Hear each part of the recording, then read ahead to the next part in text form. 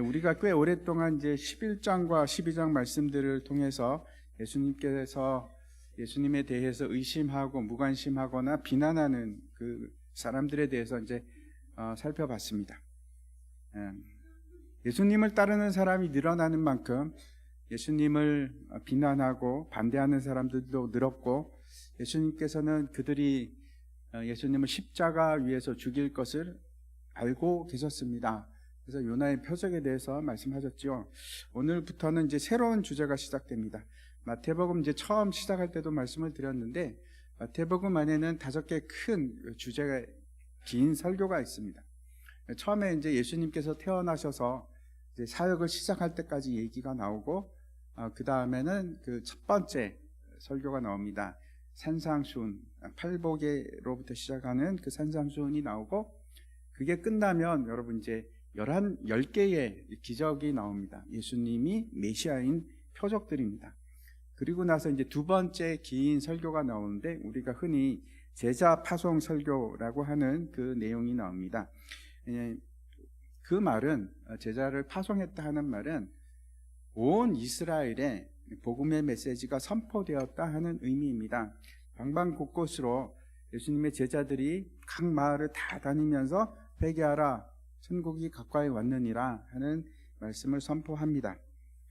그리고 나서 이제 1장과 12장에서 예수님을 반대하는 자들이 등장하고 그 갈등이 심화되는 과정을 봅니다. 예수님을 심지어는 이제 죽이려고 공모를 합니다. 그리고 오늘 이제 13장이 시작이 되는데, 이 13장은 마태복음 속에서 이제 긴 설교 3번째입니다. 내용이 어떤 것인가 하면 천국, 하나님 나라에 관한 비유들입니다.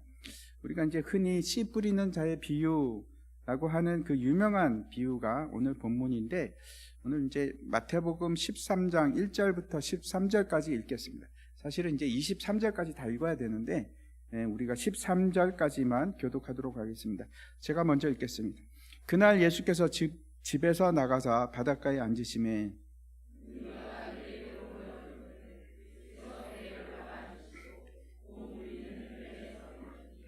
예수께서 비유로 여러 가지를 그들에게 말씀하여 이르시되, 씨를 뿌리는 자가 뿌리러 나가서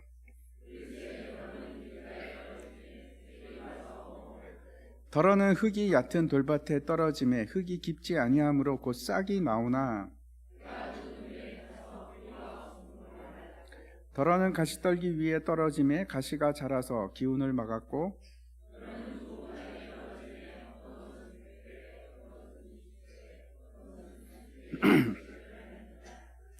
귀 있는 자는 들으라 하시니라.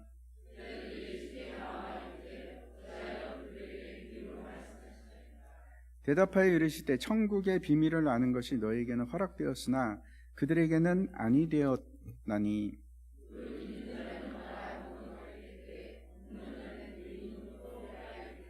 같이 읽겠습니다. 그러므로 내가 그들에게 비유로 말하는 것은 그들이 보아도 보지 못하며 들어도 듣지 못하며 깨닫지 못함이니라. 아멘. 오늘 말씀의 제목이 천국의 비밀입니다. 천국의 비밀. 11절에 보면 예수님께서 천국의 비밀을 아는 것이 너희에게는 허락되었으나 그들에게는 아니 되었나니 라고 얘기합니다.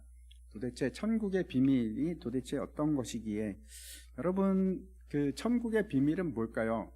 천국의 비밀이 이제 천국의 문이 있는데 그 들어가는 도와 비밀번호일까요? 어떤 것이 비밀일까요? 예수님께서 뭐라고 하시는가 하면 허락된 자가 있고 그 비밀이, 그리고 허락되지 않는 자들이 있다, 이렇게 좀 받아들이기 힘든 말씀을 하십니다. 그 천국의 비밀들이 이 13장에 기록이 되어 있습니다. 그리고 서론적 말씀이 오늘 본문에 나오는 그 비유입니다. 저는 이제 개인적으로 천국이라고 하는 것보다 하나님 나라라는 말이 더 좋다고 생각합니다. 천국이라고 하면 괜히 죽어서 가는 나라, 그런 이제 느낌이 들어서 그렇습니다. 우리가 대부분 하나님 나라를 가리킬 때 천국이라는 표현을 씁니다. 저도 습관이 돼서 천국이라는 표현을 많이 사용하는데, 그 이제 사실 성경에서는 마태 외에는 천국이라는 표현을 안 씁니다. 전혀 없습니다. 저도 이제 그래서 천국보다는 하나님 나라라고 사용했으면 좋겠는데, 이 13장에 나오는 천국이 왜 그런가 하면 죽어서 가는 나라가 아니고 우리에게 임하기 시작한 그 나라를 뜻하기 때문에 그렇습니다. 그래서 만약에 천국은 이 땅이 아니고 저 죽어서 가는 나라를 의미하겠지라고 생각하시면 이 천국의 비밀, 13장에 나와 있는 이 비유들을 잘 이해할 수 없게 됩니다. 그래서 우리가 이 천국은 이미 시작된 이 나라구나 라는 걸 분명히 깨닫고 이해하고 넘어갔으면 좋겠습니다. 제가 이제 질문을 드리면 여러분은 천국에 대해서 뭐가 궁금하십니까? 뭘 알고 싶으십니까? 뭐 이럴 수 있겠죠. 천국은 어떻게 생겼습니까? 천국에는 뭐가 있습니까? 천국에는 어떤 사람들이 있습니까? 이런 질문을 하실지 모르겠고, 또 어떤 분들은 천국이 정말 있기는 있는 겁니까? 이렇게 궁금해 하실 수도 있을 것 같습니다. 있습니다. 분명히 있습니다. 마태복음 13장에는 사실 이런 얘기는, 우리가 실제로 궁금해하는 그런 얘기는 하나도 나오지 않습니다. 주제가 다릅니다. 그런 얘기가 아니고 전혀 다른 것인데, 천국이 얼마나 넓고 천국이 진짜 금이 있고 없고 그런 것이 아닙니다. 그게 비밀일까요? 지금 이 13장은 천국의 비밀에 대해서 얘기하는 겁니다. 뭐가 비밀일까요? 그런 건 비밀이 아닙니다. 저도 천국에 뭐가 있는지 잘 모르는데 그게 비밀이라서 모르는 것이 아닙니다. 그냥 하나님께서 가르쳐 주시지 않아서 모르는 거지, 그게 비밀이다 이런 건 아닙니다. 왜 우리가 오해를 하기 쉬운가 하면, 비밀이라는 단어가 원래는 이제 비밀이라고 번역되어 있지만 사실은 이거는 비밀이라기보다 미스테리에 가깝습니다. 미스테리. 이제 하나님이, 제가 이제 천국에 대해서 잘 모르는 것은 그게 미스테리라서 모르는 게 아닙니다. 하나님이 말씀 안 하셔서 그런 거죠. 혹시 여러분 미스테리 소설 좋아하십니까? 저는 옛날에 굉장히 좋아했는데, 미스테리 소설이 한국말로 하면 어떻게 됩니까? 추리 소설입니다. 추리 소설. 전형적인 추리 소설은 대부분 살인이나 그런 끔찍한 범죄가 일어나고 범인을 잘 모릅니다. 아는 소설도 있긴 하지만 보통은 그렇습니다. 범인이 몰라서 이제 그걸 하나하나 차근차근 이렇게 누가 범인인지 소설 내내 그걸 알아가는, 추리하는, 어떻게 되지? 의문을 품으면서 긴장을 놓지 않고 사건을 풀어가는 것이 보통은 미스테리 소설입니다. 근데 이 비밀이라는 단어가 그런 의미입니다. 헬라어로는 미스테리온이라는 말인데, 그게 이제 저 그림하고 똑같습니다. 쉿, 조용히. 비밀이야. 지금 감춰져 있어. 그런 의미인데, 그래서 찾아도 잘 보이지 않고 뿐만 아니고 신비로운 겁니다. 그래서 그 의미는 어떤 것이 이제 들어가는가 하면, 시간이 점점 지나가면서 그게 점점 더 밝혀지기 시작하는 거, 그게 미스테리라는 의미입니다. 비밀하고는 약간 차이가 있죠. 좀 다르죠. 비밀로는 다 설명할 수가 없습니다. 그래서 천국의 비밀이라는 것은 이런 겁니다. 아니 그랬단 말이야? 아니 그래? 전혀 눈치채지 못했는데 그렇구나 하는 게 미스테리라는 의미입니다. 이제 그 천국의 비밀에 대해서 예수님께서 어떻게 이제 말씀하고 있는지 본문을 한번 보도록 하겠습니다. 1절과 2절 말씀 보시기 바랍니다.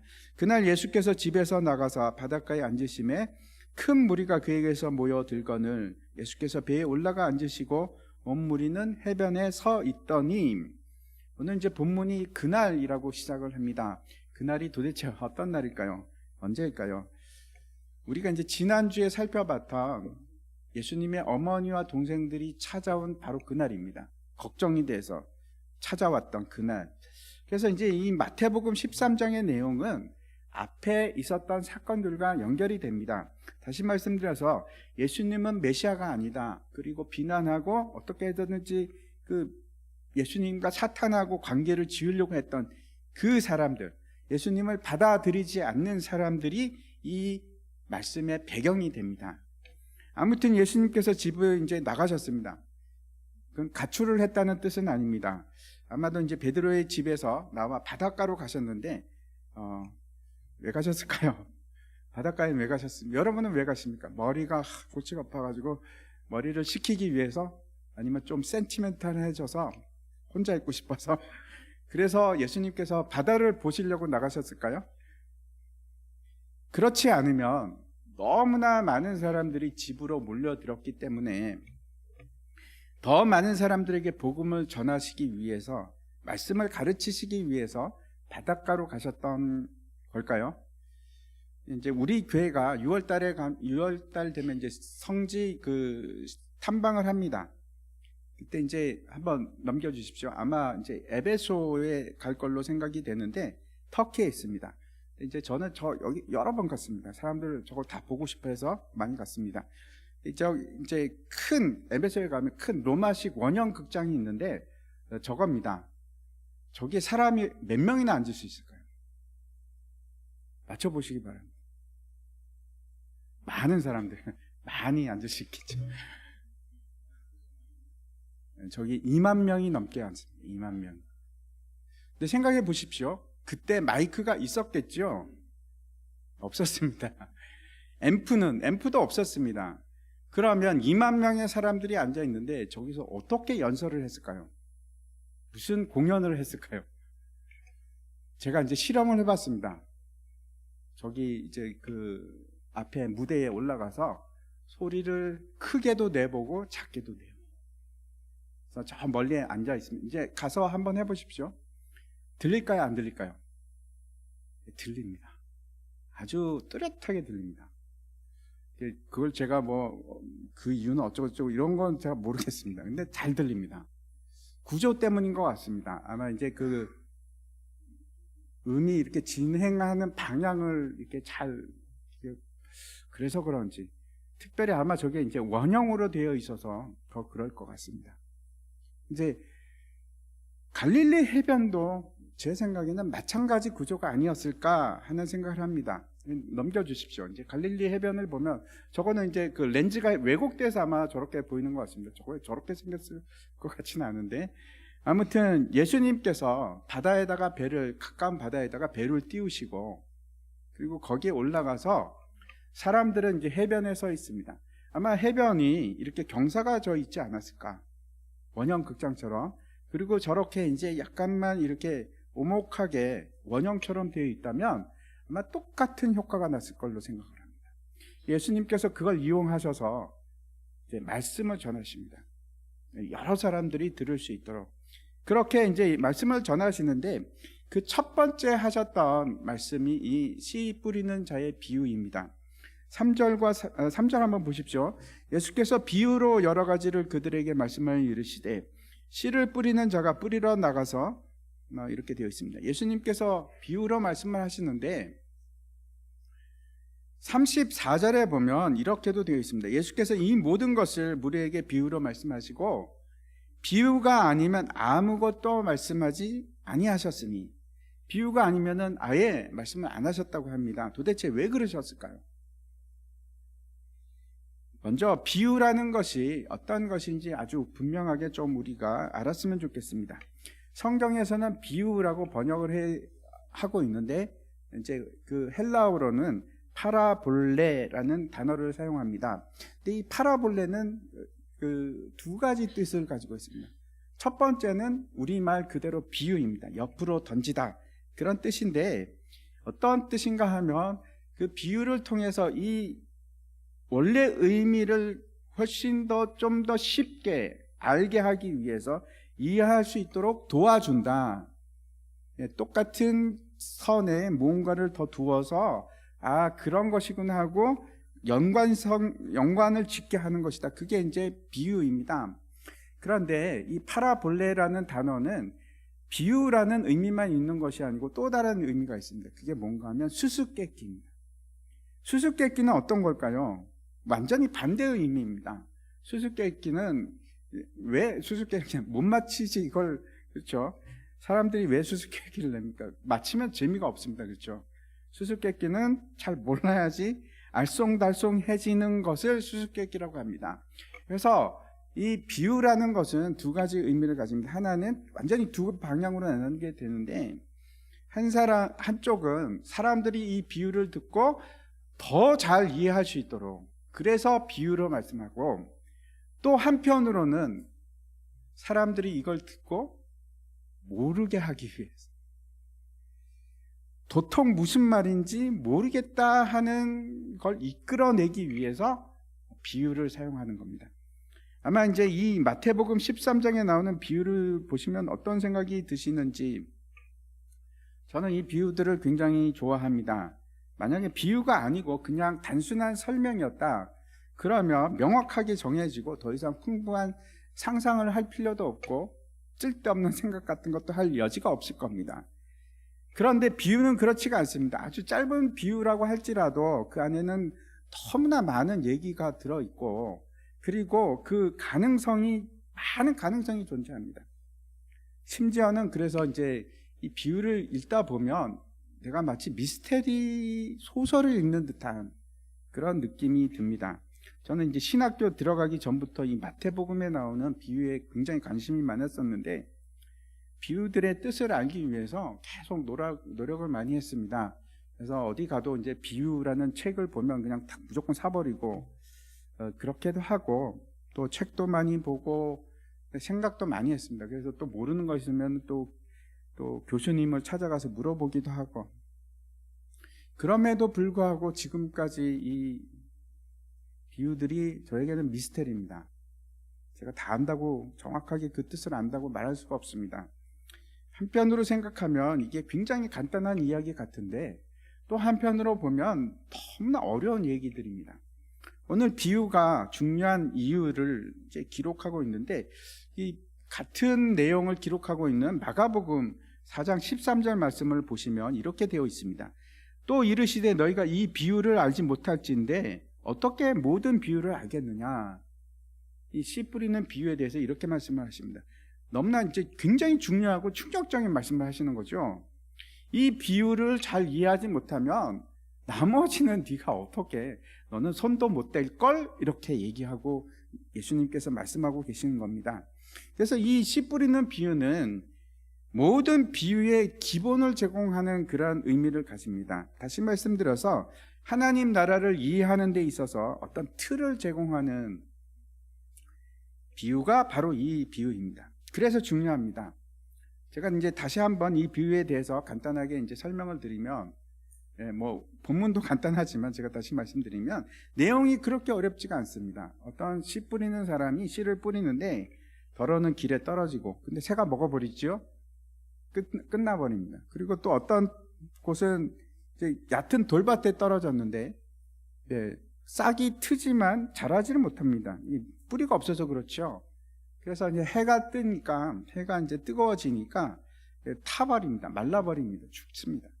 세 번째 경우는 덜어는 이제 가시떨기 사이에 떨어지게 되는데, 그러면 이제 자라기는 합니다. 싹이 나고 자라는데, 문제는 가시떨기 때문에 제대로 영양을 받을 수도 없고, 그리고 잎을 막 피고 그렇게 건강하게 자랄 수도 없습니다. 그래서 어떻게 됩니까? 열매를 맺지 못합니다. 마지막 이제 덜어는 좋은 땅에 떨어진다, 이렇게 말씀을 하고 있습니다. 그래서 무성하게 자라고 결실을 해서 많은 열매를 맺게 되었다 하는 것이 이 비유입니다. 8절과 9절 말씀 보시기 바랍니다. 덜어는 좋은 땅에 떨어지매 어떤 것은 100배, 어떤 것은 60배, 어떤 것은 30배의 결실을 하였느니라. 귀 있는 자는 들으라 하시니라. 여러분 잘 들으셨습니까? 여러분 귀 있으시죠? 귀 있으신 분은 잘 들으시기 바랍니다. 들으라 하는 것은 몇 가지 뜻을 가지고 있습니다. 들어라 하는 것도 되고, 하나는 깨달아 알아라, 그리고 또 다른 의미는 순종하라, 그런 뜻입니다. 아마 여러분 중에서 교회 오래 다니신 분들 치고 이 비유에 대해서 설교를 안 들어보신 분은 없으실 겁니다. 많이 들어보셨을 겁니다. 저도 그렇습니다. 저도 어릴 때부터 이 비유를 참 많이 들었습니다. 근데 대부분의 설교가들이 그래서 결론을 이렇게 냅니다. 우리는 마음밭을 기경해야 됩니다. 우리는 길가나 돌짝밭이 되어서는 안 됩니다. 우리는 옥토가 되어야 됩니다. 그런 결론을 내립니다. 근데 진짜 예수님께서 하시고자 하는 말씀이 그런 것인가? 네 마음밭을 기경하라, 그런 의미일까요? 아닙니다. 이 비유는 우리에게 어떤 행동을 요구하는 그런 내용이 아닙니다. 우리에게 깨달음을 주기 위한 것입니다. 너희는 깨달아라. 지금 하나님 나라가 어떻게 시작이 되었고 그 나라가 어떻게 진행되었고, 진짜 중요한 것은 네 자신을 깨달아라는 겁니다. 네가 어떤지. 이 비유의 포커스가 뿌리는 자에게 있지 않습니다. 그렇죠? 그냥 읽어보면 압니다. 땅에 있습니다. 분명히 땅에 있는 얘기를 하고 있습니다. 비유를 우리가 이해하기 위해서는 기본적인 이제 몇 가지를 이해할 필요가 있는데, 첫 번째, 비유는 상징입니다. 그래서 그 상징성을 알아내야 됩니다. 여러 가지 이제 상징이 나오는데 그 상징에 해당하는 실체가 무엇인가, 그걸 발견해야 됩니다. 두 번째는 예수님의 비유는 아주 독특성을 가지고 있는데, 뭔가 하면 일반적인 이야기, 실생활에서 일어날 수 있는 그런 얘기를 하고 있지만 그 안에는 반드시 전혀 일반적이지 않는 독특한 것이 들어 있습니다. 그걸 알아내는 것이 너무나 중요합니다. 왜 그런가 하면 거기에 키가 있기 때문에 그렇습니다. 이게 뭐지? 하는 것이 반드시 들어 있습니다. 그리고 세 번째, 이 독특함과 그 일반적인 내용을 통해서 우리가 다시 이야기를 재구성해야 합니다. 그때 미스테리가 풀리기 시작하는 겁니다. 그러면 첫 번째, 우리가 이 비유 속에 있는 상징들을 한번 생각해 보도록 하죠. 이거 어렵지 않습니다. 그렇죠? 이거는 첫 번째, 이 씨 뿌리는 자가 누굴까요? 여러분 마음속에 누가 떠오르십니까? 예수님이죠? 예, 예수님이 떠오릅니다. 맞습니다. 이거는 예수님 또는 하나님, 그 얘기를 하고 있는 것이 분명합니다. 근데 어쩌면 우리도 씨를 뿌리는 자가 된다면 우리일 수도 있습니다. 그 가능성이 있죠. 그러면 두 번째, 씨는 뭘까요? 씨는 이게 별로 생각할 필요가 없습니다. 뒤에 답이 나와 있기 때문에 그렇습니다. 먼저 오늘 본문의 구절을 말씀드리면, 처음에 예수님께서 이 비유에 대해서 말씀하시고 그리고 나서 질문을 합니다. 제자들이 질문을 하는데 10절에 보시면 제자들이 예수께 나와 이르되 어찌하여 그들에게 비유로 말씀하시나이까? 아니, 왜 비유로 하십니까? 라고 합니다. 그래서 예수님께서 10절부터 17절까지 왜 비유로 말씀하실 수밖에 없는지 그 이유를 말씀하십니다. 그리고 18절부터는 그 비유, 씨 뿌리는 자의 비유가 어떤 의미인지 그 뜻을 설명해 주십니다. 18절과 19절 한번 보시기 바랍니다.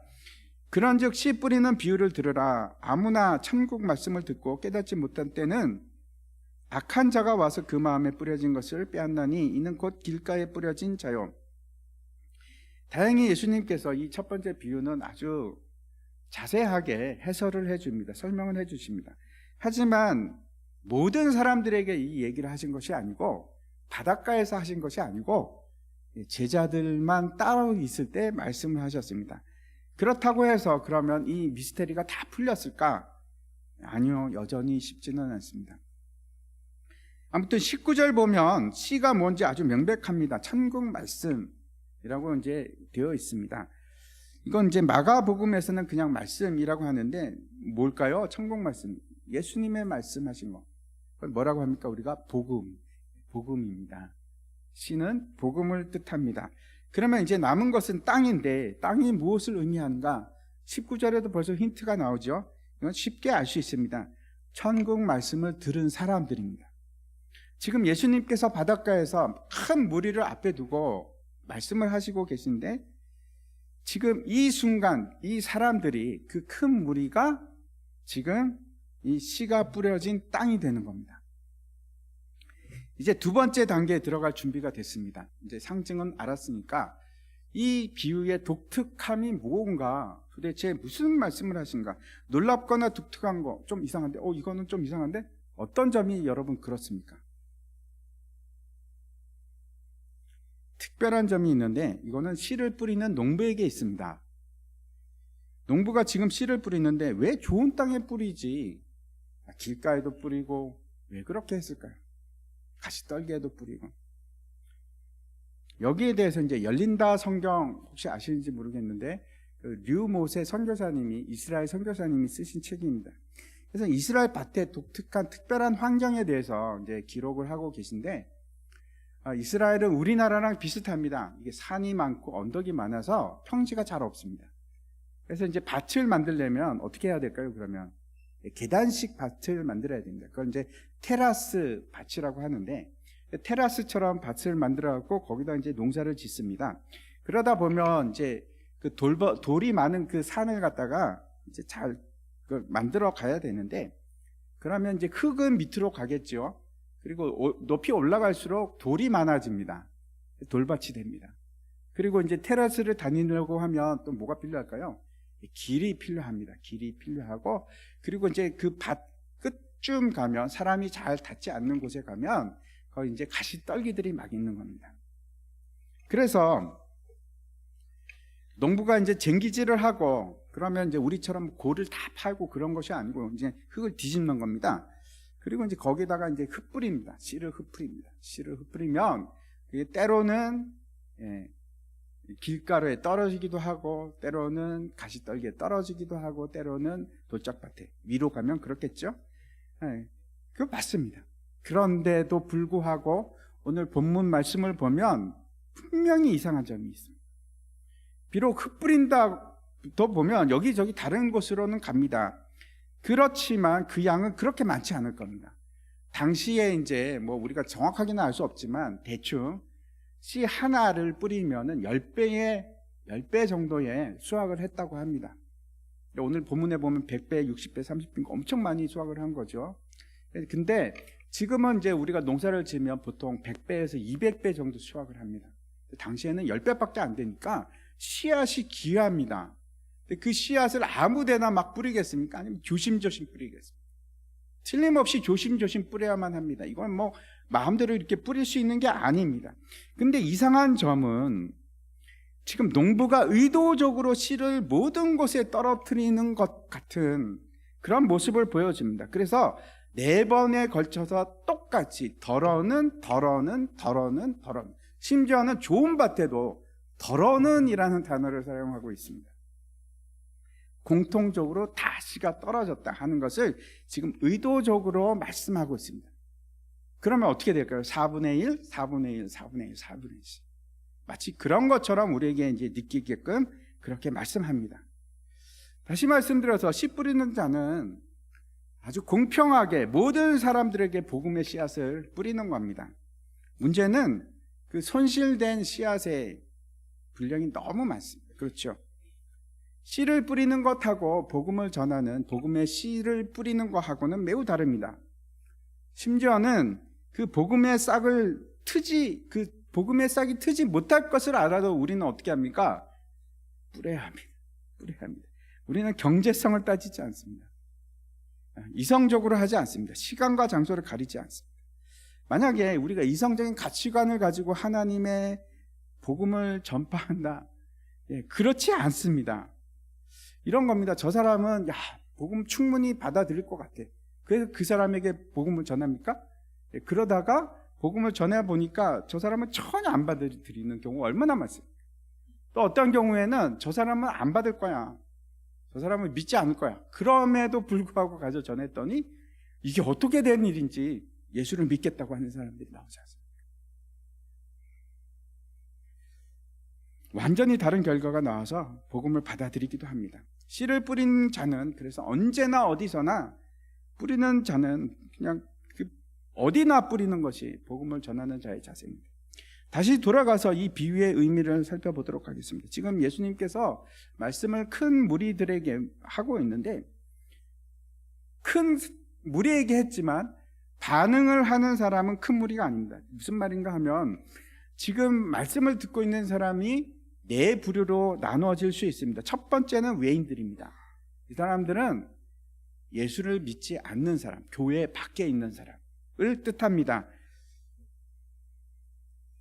이 사람들은 예수님의 말씀을 듣기는 하지만 전혀 반응이 없습니다. 사실은 이 사람들이 거의 대다수를 차지하죠. 많은 숫자가 여기에 속합니다. 우리가 이제 복음을 전하다 보면 분명히 알게 되는데, 우리가 복음을 전하면 이걸 왜 안 믿지? 이게 맞잖아. 이걸 왜 믿어야지? 우리는 그렇게 생각을 합니다. 근데 복음을 들은 사람은 어떻게 합니까? 전혀 반응이 없는 걸 너무나 많이 경험합니다. 우리는 이해가 안 가죠. 왜 저 사람이 안 믿는지. 왜 그렇습니까? 네, 믿음은 선물입니다. 선물입니다. 그게 쉽게 되는 것이 아닙니다. 내가 원한다고 해서 되는 것이 아닙니다. 문제는 누가 그 선물을 받을 수 있을지 우리가 모릅니다. 일단 뿌려야 합니다. 지금은 아닌 것 같은데 뒤에 가면 얼마든지 그런 일들이 일어납니다. 이 사람이 예수를 믿었네. 지금은 모릅니다. 언제 드러날지. 사람들이 반응을 하지 않는 이유가 있는데 여기서는 뭐라고 합니까? 길가에 뿌려진 때 새들이 와서 먹어버렸다. 그리고 그 새가 뭐라고 합니까? 악한 영들이라고 합니다. 이게 외인들의 실체입니다. 자신들은 알지 못하지만 어둠의 세력 안에 있습니다. 잡혀 있습니다. 따라서 이들의 특징이 뭔가 하면 복음에 관해서 호의적이지 않습니다. 반대하고 예수님을 배척합니다. 절대 우호적이지 않습니다. 근데 처음 반응을 한다고 해서 그러면 다 괜찮은가? 반응을 한 사람, 그러니까 두 번째부터 네 번째까지는 교회 안에 관해서 말하는 겁니다. 교회 안입니다. 두 번째 부류의 사람들은 우리가 명목상 그리스도인이라고 얘기를 합니다. 성경에서는 이 사람들을 그냥 무리라고 표현을 합니다. 예수님을 따라다니기도 하지만 이분들은 어떻게 하는가 하면 조금이라도 자신이 불리하거나 박해가 있다거나 불이익이 생기면 돌아서는 사람들입니다. 칼빈이 이런 말을 했습니다. 이 사람들은 말은 기독교인이지만 삶은 그리스도를 부인하는 삶을 사는 사람들이다. 부정하는 사람들이다. 삶은 없습니다. 말만 크리스찬입니다. 왜 이런 결과가 나옵니까? 이 사람들이 예수님을 따랐던 이유가 다르기 때문입니다. 기대하는 바가 있는데 그게 다릅니다. 이 사람들이 원하는 것은 세상에서의 승리입니다. 그러니 당연히 그리스도인에게 환난이나 박해 이런 거 있으면 안 됩니다. 그런 게 없어야 됩니다. 늘 예수 믿으면 잘 되고 복 받고 승리하고, 그렇지 않으면 돌아서는 겁니다. 그 깊은 본질이 달라서 그렇습니다. 바라보는 방향이 달라서 그렇습니다. 세 번째 분류가 나오는데 이 비유에서는 가시떨기 밭으로 나옵니다. 여기서도 마찬가지로 씨앗이 발화를 하고 자랍니다.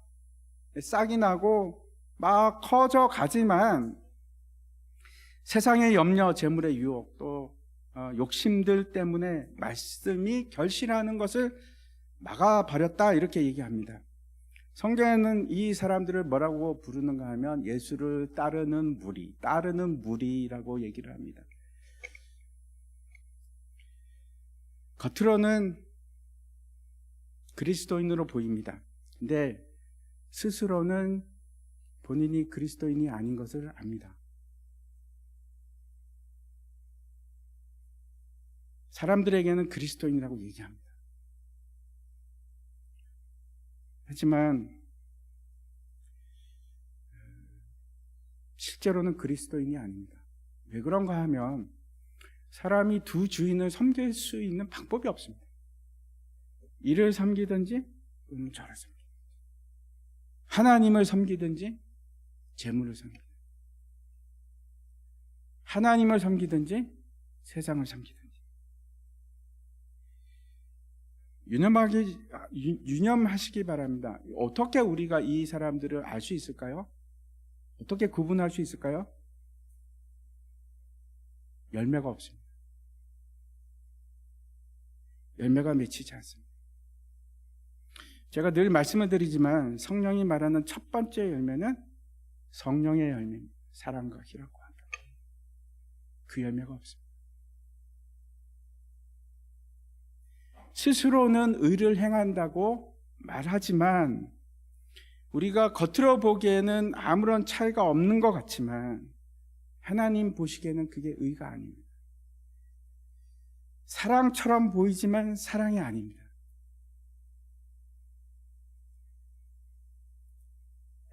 이 사람들은 실제로는 그리스도를 따르는 것처럼 보이지만 세상의 원리를 따르는 사람들입니다. 주인이 하나님이 아닙니다. 세상입니다. 그래서 세상에 충성합니다. 그러면 열매는 안 생깁니다. 예수를 10년, 20년 믿었다고 해서 생기는 게 아니고 하나님이 내 주인이 될 때 그때 생깁니다. 마지막 종류의 땅은 좋은 땅입니다. 그래서 그 땅에서는 반드시 열매가 맺히기 시작하는데 100배, 60배, 30배. 마태는 이걸 이제 강조하기 위해서 거꾸로 100배부터 시작을 합니다. 네 번째 부류의 사람들을 우리가 뭐라고 부르는가 하면 그리스도의 제자라고 부릅니다.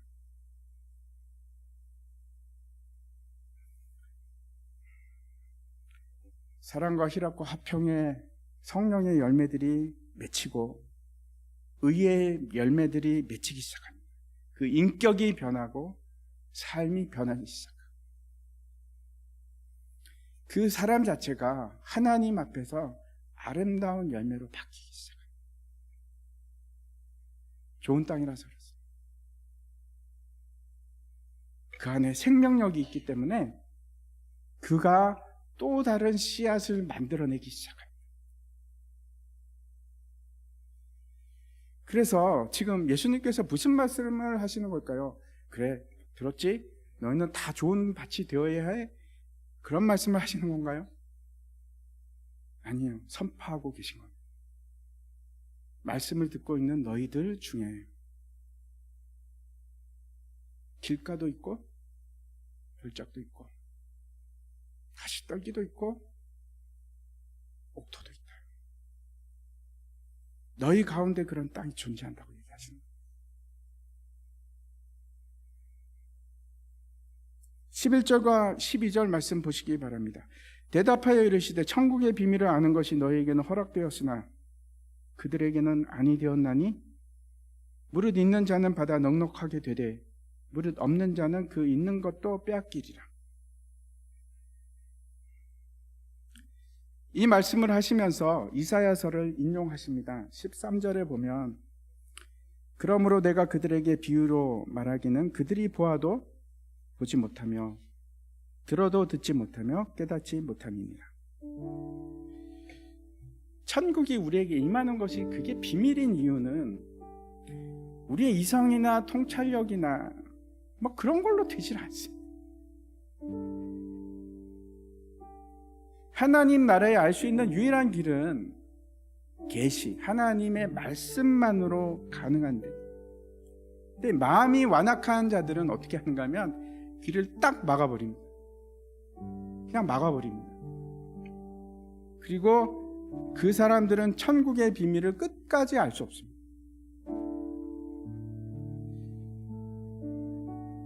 천국이 우리에게 임하는 건 미스테리입니다. 도대체 왜 내가 어떻게 해서 예수를 믿게 됐지? 이게 뭐지? 내가 어떻게 하다가 여기까지 이르게 됐지? 그 일을 여러분 설명할 수 있습니까? 설명할 수 없습니다. 왜? 내게 그 조건이 있었던 것이 아니라서 그렇습니다. 하나님께서 하셨습니다. 하나님께서 은혜로 선물로 그냥 주신 겁니다. 지금 예수님께서 말씀하시는 것은 너무나 분명합니다. 그 일이 우리에게 일어난 겁니다. 나에게 일어난 겁니다. 그 일이 얼마나 감사하고 복된 일인지 모르겠어요. 16절 보시기 바랍니다. 같이 한번 읽겠습니다. 시작. 그러나 너희 눈은 봄으로 너희 귀는 들음으로 복이 있도다. 오늘 말씀은 굉장히 심각한 말씀입니다. 분명히 천국의 비밀을 아는 것이 허락된 자들이 있고 그렇지 않은 자들이 있습니다. 만약에 허락이 되지 않았다면 이 이후에 나오는 그 비유들은 이 말씀들은 전혀 여러분의 마음에 와닿지 않을 겁니다. 이해되지 않을 겁니다. 그냥 남의 얘기, 나와 상관이 없는 그냥 지나가는 얘기가 될 겁니다. 만약 그러시면 다시 처음으로 돌아가셔야 돼요. 다시 복음으로 들어가셔야 돼요. 다시 애통하는 마음으로 들어가시고 주님을 찾으셔야 돼요. 여러분, 땅이 자기 자신을 바꿀 수 있습니까? 내가 내 땅이 마음에 안 든다고 내가 돌밥짝인데 나 옥토로 만들 수 있습니까? 아니요. 그건 농부가 하셔야 됩니다. 농부가 하셔야 돼요.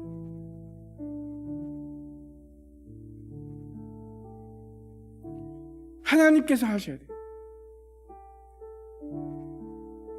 그래도 우리에게 소망이 있는 것은 여전히 우리에게 시간이 있기 때문에 그런 겁니다. 시간이 있습니다.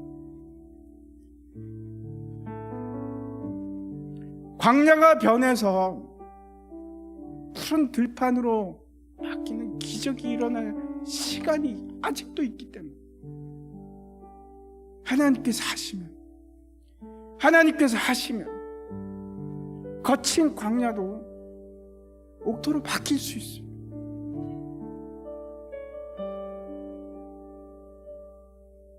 애통하는 마음으로 부르짖어요.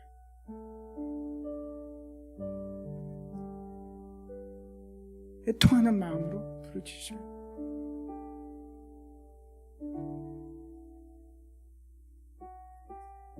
여러분이 만약에 참된 복음을 가지고 있고 여러분이 좋은 땅이라면, 정말 여러분이 그리스도를 따르는 사람이라면 남들이 하지 않는 고민을 하게 됩니다. 왜냐하면 참된 복음은 사람들로 전쟁하고 싸우게 만듭니다. 사람들에게 눈총도 안 받고 고민도 하지 않고 그런 사람이 아니고 생각하고 또 생각합니다. 내가 어떻게 해야 하는가?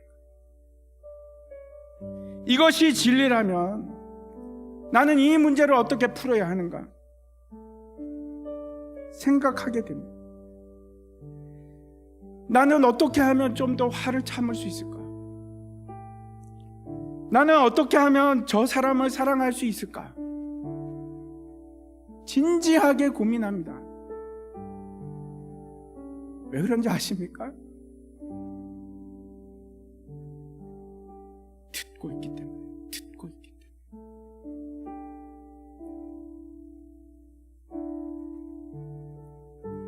왜냐하면 성령께서 내 안에 열매를 맺어가고 있기 때문에 그래요. 변화가 일어나기 시작해요.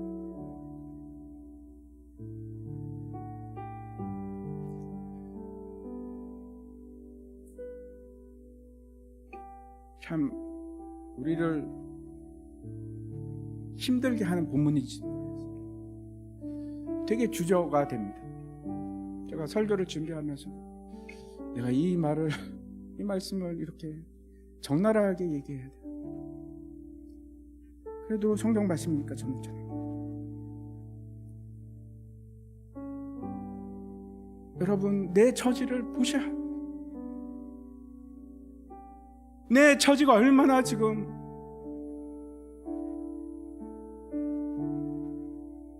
처참하고 비참한 상태예요.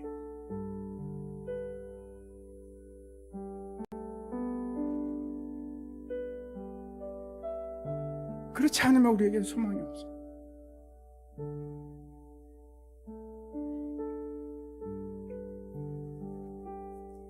여러분, 네 종류의 밭 중에서 3개의 밭은 열매가 없고 그건 무슨 의미입니까?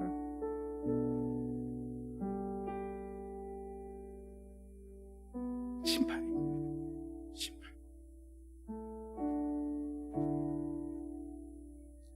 전국의 비밀을 깨달으시기 바랍니다. 다 함께 일어나셔서 우리 같이 찬양하도록 하겠습니다.